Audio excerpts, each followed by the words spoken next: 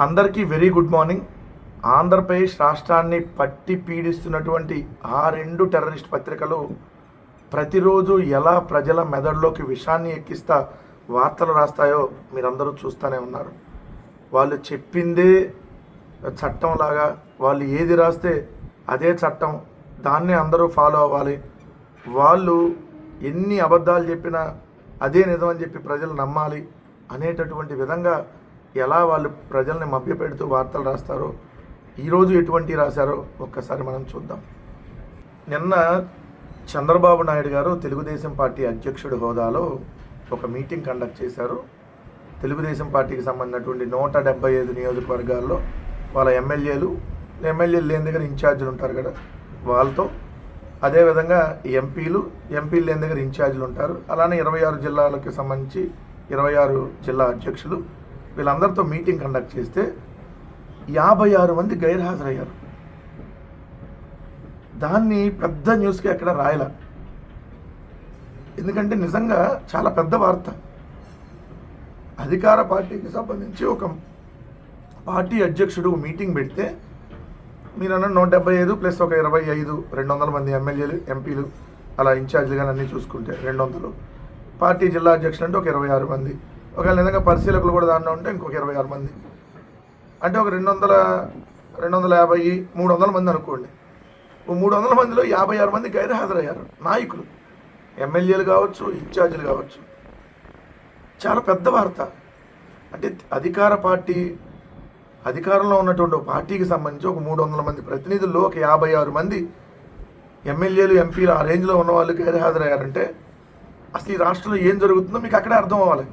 చంద్రబాబు నాయుడు గారి నాయకత్వం, నారా లోకేష్ నాయకత్వం మీద వాళ్ళ నాయకులకి ఎంత విశ్వాసం ఉందో, గొప్ప విశ్వాసం ఉందో మీకు అక్కడే అర్థం అవ్వాలి. అది పెద్ద హైలైట్గా రాయాలి వాస్తవంగా అయితే.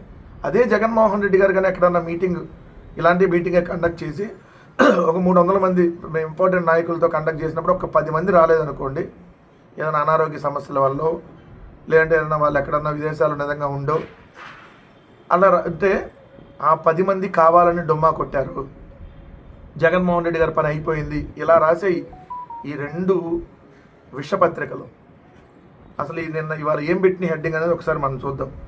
అది ఫస్ట్ ఈనాడు చూస్తే, ఆషామాషిగా తీసుకోవద్దు, నెలపాటు పార్టీ యంత్రాంగం అంతా ఇంటింటికి వెళ్ళాలి, కూటమి ప్రభుత్వ విజయాలను ప్రజలకు చెప్పాలి, తానా ఆట అంటూ విదేశాలకు వెళ్తే ప్రజలు టాటా చెప్పేస్తారు, ఆల్రెడీ టాటా చెప్పేస్తున్నారు, ఎమ్మెల్యేలతో ముఖాముఖి ప్రారంభించా, చెప్పేది వింటా, సూచనలు చేస్తా, ఎంపీలు ఎమ్మెల్యేలు పార్టీ పరిశీలకుల సమావేశంలో తెదాప అధినేత చంద్రబాబు, సుపరిపాలనలో తొలిఅడుగు కార్యక్రమాన్ని విజయవంతం చేయాలంట, ఆర్థిక ఉగ్రవాదులు రాజకీయాల్లోకి వచ్చారు, క్రిమినల్స్ కూడా రాజకీయ ముసుగులో తిరుగుతున్నారు, రాష్ట్రంలో జరిగే రాజకీయాలకు ప్రజలకు వివరించాలి, కారు చక్రాల కింద మనిషి పడితే ఎంత అత్యవసరమైన పరిమాణుకుని ఆసుపత్రికి మళ్ళీ ఎక్కడున్నా జగన్మోహన్ రెడ్డి గారిని తిట్టాలి. చెప్పాను కదా, వాళ్ళ ఇంట్లో డైనింగ్ టేబుల్ మీద ఉన్న జగన్మోహన్ రెడ్డి గారిని తిట్టాలి, ఆయన ఇంకెక్కడన్నా బయట ఫ్రెండ్స్తో భోజనం చేస్తా జగన్మోహన్ రెడ్డి గారిని తిట్టాలి, వాళ్ళు ఏదైనా పార్టీ మీటింగ్ పెట్టుకున్నా జగన్మోహన్ రెడ్డి గారిని తిట్టాలి, అధికారులతో మీటింగ్ పెట్టుకున్నా జగన్మోహన్ రెడ్డి గారిని తిట్టాలి, ఇక ఎక్కడన్నా ఆయన ఏదన్నా ఏ సమావేశం, ఒకవేళ దావోస్ పోయినా జగన్మోహన్ రెడ్డి గారిని తిట్టాలి, పారిశ్రామికవేత్తలతో ఏదైనా మీటింగ్ పెట్టినా జగన్మోహన్ రెడ్డి గారిని తిట్టాలి. నిరంతరం జగన్మోహన్ రెడ్డి గారి మీద బురద తల్లటం ఏకైక జయం చంద్రబాబు నాయుడు గారికి. జగన్నామస్మరణ తప్ప ఏం లేదు. గతంలో కోడికత్తి గులకరాయంటూ డ్రామా డైరెక్టర్ పత్రికా టీవీని అడ్డం పెట్టుకుని ఎదురు దాడి చేస్తున్నారు. అధికారంలో ఉన్నావు కదా చంద్రబాబు నాయుడు గారు, తేల్చేయి. కోడికత్తి డ్రామా అంటున్నావు కదా, తేల్చొచ్చుగా. మీరు అధికారంలో ఉన్నప్పుడే జరిగింది, మళ్ళీ మీరు అధికారంలో ఉన్నారు. ఇప్పుడు దమ్ముంటే తేల్చు, దమ్ముంటే, అంటే లేదనుకోండి, మీకు ఉంటే తేల్చు. ఆ పత్రికా టీవీ ప్రజల్లో గందరగోళం సృష్టిస్తాయి. సాక్షి గురించి అన్నమాట, అంటే వీళ్ళ గురించి పొగడరు కదా సాక్షి వాళ్ళు, అందుకనే గందరగోళం సృష్టిస్తాయంట. రాజ్యాంగ ఉల్లంఘన జరుగుతుందంటూ లేఖలు రాస్తున్నారు, ప్రభుత్వం అప్పు తెచ్చే ప్రయత్నం చేస్తుంటే మైనింగ్పై వచ్చే ఆదాయం చూపి అప్పుల గురించి కాదు, మీరు మొత్తాన్ని తాకట్టు పెట్టి అమ్మేస్తున్నారు. రాజ్యాంగ ఉల్లంఘనకు పాల్పడ్డారు కాబట్టి ఖచ్చితంగా ఓ ప్రధాన ప్రతిపక్ష పార్టీగా ఖచ్చితంగా అడిగేటటువంటి రైట్ మాకుంది. పార్టీ సమావేశం అంటే ఇతర కార్యక్రమాలు ఎక్కువయ్యాయా అంటూ చంద్రబాబు నాయుడు ఆగ్రహం వ్యక్తం చేశారు. ఇక తమ నియోజకవర్గాలకు ఏం చేస్తారని మండిపడ్డారు.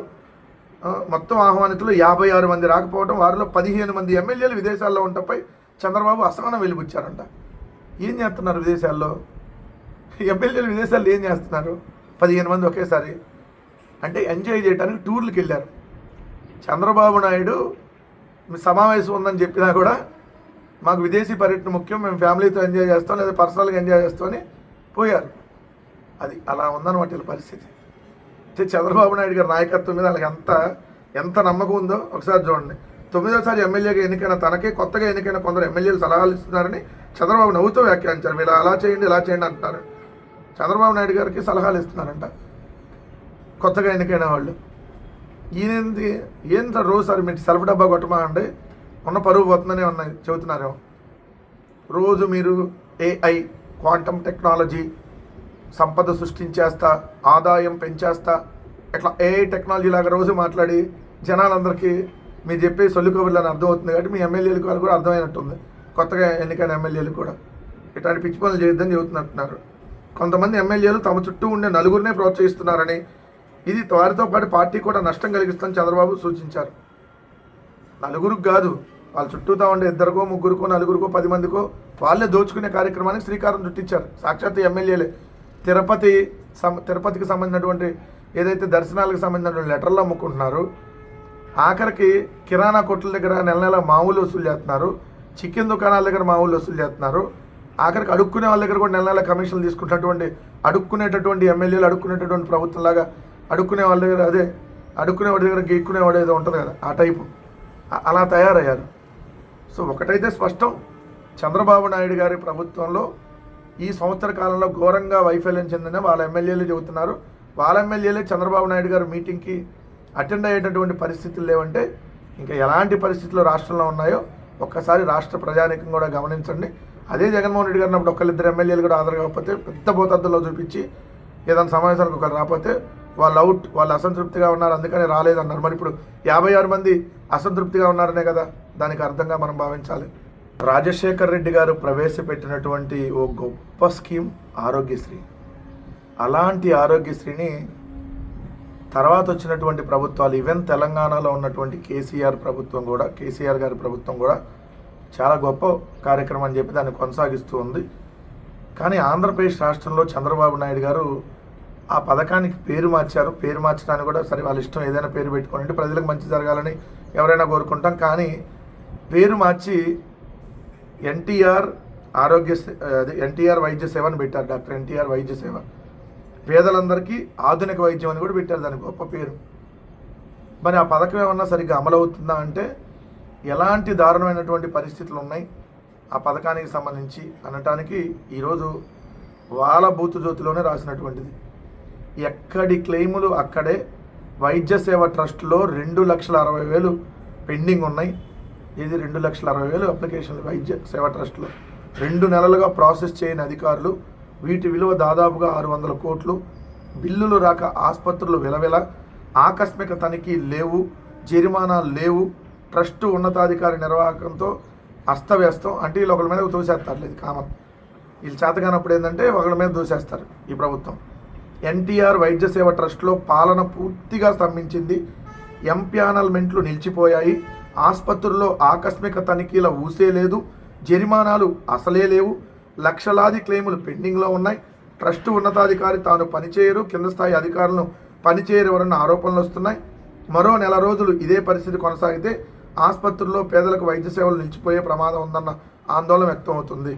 ఆల్రెడీ నిలిచిపోయింది. ఇప్పటికే మీరు అనేక బిల్లులు పెండింగ్ కావచ్చు, అనేక రకాలు కావచ్చు. ఎందుకంటే 25 లక్షలు జగన్మోహన్ రెడ్డి గారి ప్రభుత్వం ఉన్నప్పుడు, జగన్మోహన్ రెడ్డి గారి ప్రభుత్వంలో కరోనాని కూడా ఆరోగ్యశ్రీలో చేర్చి 1000 రూపాయలు దాటితే ఇంకా మిగిలిన ఎంత ఖర్చు అయినా అంటే 25 లక్షల రూపాయల వరకు ఆరోగ్యశ్రీలో పెట్టి, ఏది 10 లక్షలైనా 1000 రూపాయలే, ఒకవేళ 10,000 అయినా 1000 రూపాయలే కట్టాలి, 25 లక్షలైనా 1000 రూపాయలు కడితే చాలు. అలా ఆరోగ్యశ్రీ కింద పెట్టి వాళ్ళందరికీ వైద్యం అందించినటువంటి పరిస్థితులు జగన్మోహన్ రెడ్డి గారి ప్రభుత్వంలో ఉంటే ఇప్పుడు చాలా దారుణమైనటువంటి పరిస్థితులు ఉన్నాయని చెప్పి వాళ్ళ పత్రికలే రాస్తున్నటువంటి పరిస్థితి ఉంది. అంటే ఏ విధంగా ఈ ప్రభుత్వం ఆరోగ్యశ్రీని పూర్తిగా నిర్వీర్యం చేసిందో ఒకసారి చూడండి. ఆంధ్రప్రదేశ్ రాష్ట్రంలో మద్యం ఏరులై పారుతుందనేది అందరికీ తెలుసు. 99 రూపాయల పేరుతో చీప్ లిక్కర్ని ఆంధ్రప్రదేశ్ రాష్ట్రంలోకి చంద్రబాబు నాయుడు గారు కొత్త బ్రాండ్లతో ఇంట్రడ్యూస్ చేశారు.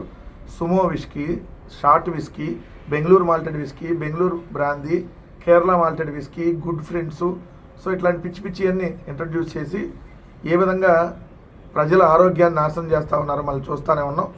ఎక్కడికక్కడ రోడ్ల మీదే మద్యం దాగి ఎంత విచిత్రంగా ప్రవర్తిస్తున్నటువంటిది కూడా మనం చూస్తూనే ఉన్నాం. మందుబాబు ఇప్పుడు పర్మిట్ రూములు ఆల్రెడీ అనధికారికంగా ఉన్నాయి, ఇప్పుడు అధికారికంగానే చేస్తారంట ఆదాయం కోసం. పర్మిట్తో ఆదాయం పెంచుదాం, పర్మిట్ రూములతో 200 కోట్ల రాబడి, నగరాల్లో 7.5 లక్షలు, మిగిలిన చోట్ల 5 లక్షలు. పర్మిట్ రూములకు ఫీజులు ప్రతిపాదన. గతేడాది దరఖాస్తు ఫీజులతో భారీ ఆదాయం, ఇప్పుడు పర్మిట్ రూములు బార్ పాలసీపై ఎక్సైజ్ దృష్టి. సెప్టెంబర్ నుంచి కొత్త బార్ పాలసీ. ఆదాయం పెంచుకోవడంపై ఎక్సైజ్ శాఖ దృష్టి సారించింది. గతేడాది కొత్త మద్యం షాపుల పాలసీల వల్ల భారీగా ఆదాయం వచ్చింది. దరఖాస్తు ఫీజుల రూపంలో 19,6 కోట్లు వచ్చింది. ఇంత పెద్ద, అది దాదాపుగా 2 లక్షల అప్లికేషన్ రావాలి, 4,000 కోట్లు పైకి రావాలి, కానీ 14 కోట్లు వస్తే భారీ ఆదాయం వచ్చిందండి. ఎంత పెద్ద మొత్తంలో ఆదాయం వస్తుందని ఎక్సైజ్ శాఖ అధికారులు ఊహించలేదు. దీనివల్ల 2024-2025లో 28,000 కోట్ల ఆదాయం సమకూరింది. అంటే 28,842 కోట్ల మద్యం ఆదాయం ఒక ఏడాదికి వచ్చింది. మరి రైతు భరోసా లేదు, మరి 28,000 కోట్లు కనీసం మద్యం ఆదాయంతో అయినా రైతులకు రైతు భరోసా ఇవ్వచ్చు కదా, ఆడబిడ్డలకు ఆడబిడ్డ నిధి ఇవ్వచ్చు కదా, ఉచిత బస్సు ఇవ్వలేదు, అదేవిధంగా నిరుద్యోగ వృత్తి ఇవ్వలేదు. ఎంత దారుణం చూడండి. మద్యం వల్ల ఒక ఏడాదిలో 28,842 కోట్లు, అంటే దాదాపుగా 29,000 కోట్లు ఒక్క ఏడాదిలో మద్యం వల్ల రాష్ట్ర ప్రభుత్వానికి ఆదాయం వస్తే మరి నిరుద్యోగ వృత్తి ఎందుకు ఇవ్వలేదు? మరి ఏం చేశారు ఈ డబ్బులన్నీ? అదేవిధంగా మొట్టమొదటి ఏడాది ఆ తల్లికి వందనం ఇవ్వలేదు. రెండో ఏడాది ఆల్రెడీ 5,000 కోట్లు కోత. రైతు భరోసా ఒక్కళ్ళకి ఇవ్వలేదు, ఆడబిడ్డ నిధి ఒక్కళ్ళకి ఇవ్వలేదు. మరి నాన్న బుడ్డితో కనీసం ఆడబిడ్డకి నిధి అన్నా ఇవ్వచ్చు కదా. నాన్న బుడ్డికి 29,000 కోట్ల ఆదాయం వచ్చింది సంవత్సరానికి, బట్ ఆడబిడ్డకి మాత్రం నిధి లేదు. నాన్నకు బుడ్డి మాత్రం ఫుల్ ఉంది. జగన్మోహన్ రెడ్డి గారి ప్రభుత్వంలో నాన్న బుడ్డికి అమ్మఒడి, నాన్న బుడ్డి అన్నారు కదా, మరి నాన్న బుడ్డి వల్ల అమ్మఒడి అన్న ఇచ్చాడు కదా జగన్మోహన్ రెడ్డి గారు. మీరే కదా అవహేళనగా మాట్లాడింది. అమ్మఒడి లాంటి గొప్ప పథకాన్ని నాన్న బుడ్డితో కంపేర్ చేసినటువంటి దుర్మార్గులు కదా. మరి నాన్న బుడ్డి తల్లికి వందనం ఎందుకు ఇవ్వాల? నాన్న బుడ్డితో ఆడబిడ్డ నిధి ఎందుకు ఇవ్వాల? నాన్న బుడ్డితో ఉచిత బస్సు ఎందుకు ఇవ్వాల? నాన్న బుడ్డితో ఏదైతే ఫీజు రియంబర్స్మెంట్ ఎందుకు ఇవ్వట్లా? నాన్న బుడ్డితో ఏదైతే నిరుద్యోగ వృత్తి ఎందుకు ఇవ్వట్లేదు? వీటన్నిటికీ మరి సమాధానం చెప్పాలి. ఏం చేస్తున్నారు? మళ్ళీ ఇలానే విచ్చలవిడిగా దోచుకోవడానికి ఇప్పటికే అనధికార పర్మిట్ల రూముల పేర్లతో మీ తెలుగుదేశం నాయకులు దోచుకున్నారు. ఇప్పుడు అధికార పర్మిట్ రూములు పెట్టి ఏదైతే ఇంకా విచ్చలవిడిగా దోచుకునేటటువంటి కార్యక్రమానికి శ్రీకారం చుడుతున్నారు. ఇది మంచి ప్రభుత్వం కాదు. ఇది మందు తాగిచ్చి ప్రజల ప్రాణాలు తీసేటటువంటి ఒక దుర్మార్గమైనటువంటి ప్రభుత్వంగా చరిత్రకు ఎక్కిందని మాత్రం స్పష్టంగా చెప్పాలి. నష్టపోతున్నాం, పట్టించుకో రొయ్య అంటే పట్టించుకోరేంటి అని రొయ్యలకు సంబంధించి పట్టించుకో రొయ్య అని పెట్టి హెడ్డింగ్ బాగా పెట్టారు ఈనాడు. ఉత్పత్తి ఎగుమతుల్లో దేశంలోనే తొలి స్థానం, వసతుల్లో మాత్రం ఆంధ్రాకు దక్కని ప్రాధాన్యం, వ్యాధులతో ఏడాదికి 3,975 కోట్ల నష్టం, పేరు గొప్ప ఊరు దిబ్బ అన్నట్లుంది రాష్ట్ర ఆక్వా రైతుల పరిస్థితి. ఉత్పత్తి ఎగుమతుల్లో ఎంతో ప్రగతి సాధిస్తున్న అవసరమైన వసతుల కల్పనకు మాత్రం నోచుకోవటం లేదు. ఆంధ్రప్రదేశ్లో రొయ్యకు వ్యాధులు సంక్రమిస్తున్నాయని రైతులు ఏడాదికి 3,975 కోట్లు నష్టపోతున్నారని 2021-23 మధ్య అధ్యయనం కేంద్ర పరిశోధన సంస్థలే వెల్లడిస్తున్నాయి. అయినా నష్ట తీవ్రత తగ్గించేందుకు రొయ్య రైతును ఆదుకునేందుకు గత కొన్నేళ్లుగా చర్యలు లేవు. రాష్ట్రంలో ఒక్క జాతీయ పరిశోధనా సంస్థ కానీ అభివృద్ధి బోర్డులు కానీ లేవు. ప్రాంతీయ కేంద్రాలు ఉపశాఖలు ఏర్పాటు చేసి మమా అనిపిస్తున్నారు. రాష్ట్రంలో 16.50 అంటే 16.5 లక్షల మందికి మత్స్యరంగంపై ఆధారపడి ఉన్నారు. దేశీయ సముద్ర ఉత్పత్తుల ఎగుమతుల్లో ఏపీ వాటా 36%, ఏడాదికి 20,000 కోట్లకు పైగా ఎగుమతులు జరుగుతున్నాయి. అయినా ఎంపెడా ప్రధాన కార్యాలయము లేదు. ఫలితంగానే వ్యాధులతో నష్టాలు, ధర దక్క కష్టాలు, అప్పు పుట్టక అగచాట్లు పడుతున్నారు రాష్ట్రంలోని ఆక్వా రైతులు. నిజంగా ఆక్వా రైతులు అవస్థలు పడుతున్న మాట వాస్తవం. దీన్ని మీరు వార్త రాయటంలో తప్పు లేదు. కానీ సంవత్సరాలుగా అంటే మీరు గత కొన్నేళ్ళుగా అంత ఇబ్బంది తీవ్ర నష్టంలో ఉన్నారన్నారు కదా. 2014-19 అధికారంలో ఉంది ఎవరు? చంద్రబాబు నాయుడు గారు కదా 5 ఏళ్ళు. కేంద్ర ప్రభుత్వంతోనే ఉన్నాడు కదా, దాంట్లో 4 ఏళ్ళు ఎన్డీఏ కన్వీనర్గా. ఇప్పుడు కూడా కేంద్ర ప్రభుత్వంలో అధికారంలో ఉంది ఎవరు? రాష్ట్ర ప్రభుత్వంలో మీ కూటమే కదా ఎన్డీఏ. మరి వీటికి సంబంధించి చర్యలు తీసుకోవాల్సింది ఎవరు? కేంద్రం కదా. మరి కేంద్రం నుంచి చెప్పాలి కదా. నష్టపోతున్నా పట్టించుకో రొయ్య. ఎందుకయ్యా కేంద్ర ప్రభుత్వం రాష్ట్ర ప్రభుత్వం పట్టించుకోదు? పట్టించుకోండి అయ్యా చంద్రబాబు నాయుడు రొయ్య అని రాయాలి. పట్టించుకోరయ్యా చంద్రబాబు నాయుడు, ఎందుకు పట్టించుకోరు రొయ్య గురించి చంద్రబాబు నాయుడు గారు అని చెప్పి రాస్తే బాగుంటుంది. సో రైతాంగం నష్టపోతున్నటువంటి మాట వాస్తవం. మత్స్య పరిశ్రమ మీద ఆధారపడినటువంటి వాళ్ళు కూడా నష్టపోతున్నటువంటి మాట వాస్తవం. వాటన్నిటి మీద మరి కేంద్ర రాష్ట్ర ప్రభుత్వాలుగా మీరే అధికారంలో ఉన్నారు కాబట్టి చర్యలు తీసుకోవాల్సినటువంటి నైతిక బాధ్యత, నష్టం జరగకుండా చూడాల్సినటువంటి బాధ్యత మీ మీద ఉందన్న విషయం రాయండి పత్రికల్లో. చాలా బాగుంటుంది అలా రాసి ప్రజలకు అవగాహన కల్పిస్తే.